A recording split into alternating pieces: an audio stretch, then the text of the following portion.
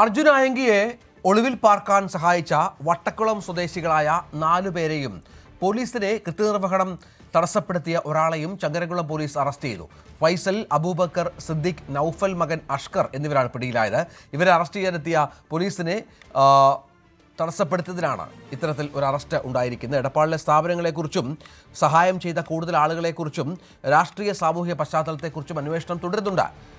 CV Anumod ഏറ്റവും പുതിയ വിവരങ്ങളുമായി ചേരും. അനുമോദ്, ദൃശ്യങ്ങൾ പുറത്തു വന്നത് വളരെ പ്രധാനപ്പെട്ട ഒന്നാണ്. ഈ കേസിൽ ഒളിവിലുള്ള പലവിധ കേസുകളിൽ പ്രതിയായ ഒരാൾ ഇത്തരത്തിൽ സ്വൈര്യവിഹാരം നടത്തുന്നു. ഇയാളെ ഒളിവിൽ താമസിക്കാൻ ചിലർ സഹായിക്കുന്നു. ഇയാളുമായി ബന്ധപ്പെട്ട് കേരള പോലീസ് വ്യാപകമായ തെരച്ചിൽ നടത്തുന്നു. ഇതിനിടയിലാണ് ഈ സ്വൈര്യവിഹാരം. എന്താണ് മനസ്സിലാക്കേണ്ടത്?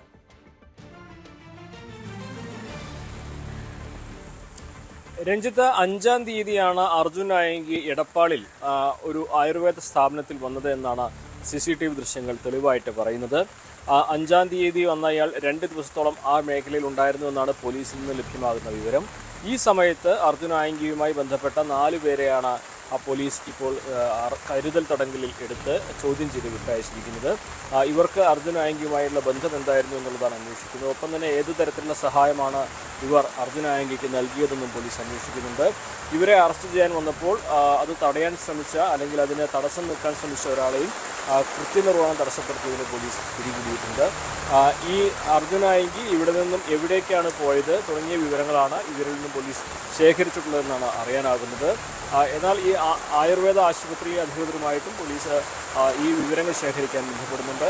അവിടെ അഡ്മിറ്റ് ആകുകയോ ചികിത്സ തേടുകയോ അതോ സുഖ ചികിത്സ നേടുകയോ അങ്ങനെ മറ്റെന്തെങ്കിലും ഇടപാടുകൾ ഇവിടെ ഉണ്ടായിട്ടുണ്ടായെന്നും പോലീസ് പരിശോധിക്കുന്നുണ്ട്. ചങ്ങരംകുളം പോലീസാണ് ഇവർക്ക് എതിരെ നടപടിയെടുത്തിരിക്കുന്നത്. ഒപ്പം തന്നെ ഈ വിഷയത്തിൽ തിരൂർ DVS നേതൃത്വത്തിലാണ് അന്വേഷണം പുരോഗമിക്കുന്നത്. വലിയ തോതിൽ തന്നെ അർജുൻ ആയങ്കിയുടെ സഹായികൾ ഈ ഒരു മേഖലയിൽ പല സമയത്തായിട്ട് ഇയാൾക്ക് വേണ്ടി സഹായങ്ങൾ ചെയ്തു കൊടുത്തിട്ടുണ്ട് എന്ന വിവരത്തിൻ്റെ അടിസ്ഥാനത്തിലാണ് പോലീസിൻ്റെ അന്വേഷണം.